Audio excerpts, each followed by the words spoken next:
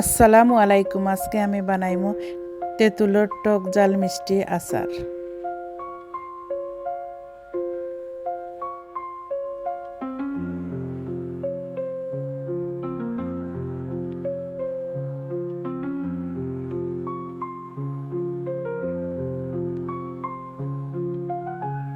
এখন একটা হাঁড়ি নিচে, হাঁড়ির মধ্যে তেল দিছি।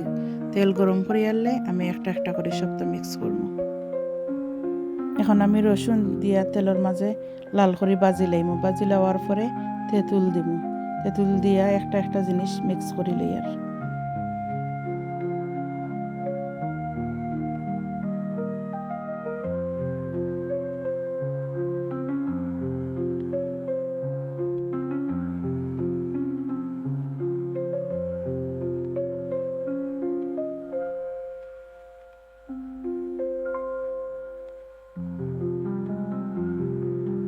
সুগার আর সল্ট এখন এড করে লইছি। এড করিয়া কত সময় লাড়ি লইমু।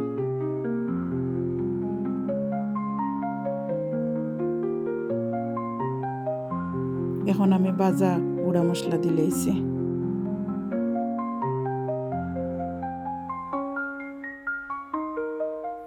এখন আমি ভিনেগার দিয়া 10 মিনিট লাড়িয়া লামাই লইমু।